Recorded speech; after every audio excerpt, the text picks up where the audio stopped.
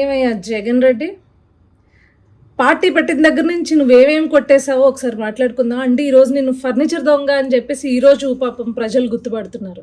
కాదు నువ్వు ఫస్ట్ నుంచి అన్నీ కొట్టేస్తూనే ఉన్నావు.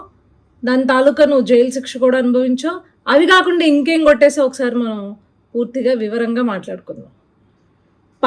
పార్టీ పేరునేమో శివకుమార్ అనే వ్యక్తి దగ్గర నుంచి కొట్టేశావు.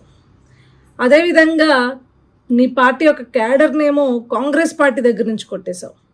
ఆఖరికి నువ్వు నీ భార్య తాడేపల్లిలో ఉంటున్న కొంపని కృష్ణ గారి తమ్ముడైన ఆదిశేషగిరిరావు గారి దగ్గర నుంచి కొట్టేశావు. దాంట్లో ఉండే ఫర్నిచర్ని రాష్ట్ర ప్రభుత్వం దగ్గర నుంచి కొట్టేశావు.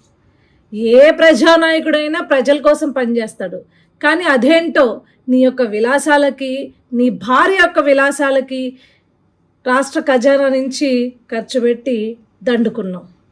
ఈరోజు దాన్ని అధికారపక్ష నాయకులు కావచ్చు, అధికారపక్ష కార్యకర్తలు కావచ్చు, ప్రజలు కావచ్చు గుర్తుపట్టి, ఏమయ్యా నువ్వు సెటప్ వేసుకుని ఇంట్లో నుంచి పరిపాలించావా, కనీసం సచివాలయం కూడా వెళ్ళలేదా, ఆ సెటప్ కూడా ఇంట్లోదా అని చెప్పేసి గుర్తుపెట్టి నిన్ను ప్రశ్నిస్తుంటే, ఒరే నువ్వు ఫర్నిచర్ దొంగవా అని ప్రశ్నిస్తుంటే, ఈరోజు నీ ఎమ్మెల్సీని బయటికి పంపించి లేదు మీరు ఆ ఫర్నిచర్కి కాస్ట్ కట్టండి, మేము పే చేసేస్తాము అని చెప్పేసి 15వ తారీఖున, అంటే 13వ తారీఖు 14వ తారీఖు నుంచి ప్రజలందరూ అడుగుతుంటుంటే, ఏవయ్యా ఫర్నిచర్ దొంగవా నువ్వు అని చెప్పేసి నీ పైన వేలెత్తి చూపుతుంటే 15వ తారీఖున నీ ఎమ్మెల్సీని పంపించి లేదు మేము డబ్బులు కట్టేస్తా అంటావా?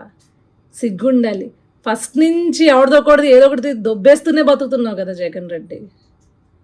ప్రజలేమో నిన్ను పాపం తండ్రి లేని కొడుకు, అమాయకుడు అని అనుకుని ఛాన్స్ ఇస్తే, ప్రజా సొమ్మునిలాగా నీ కోసం, నీ భార్య కోసం, మీ యొక్క కుటుంబం యొక్క విలాసాల కోసం దోచుకుని దండుకున్నావు.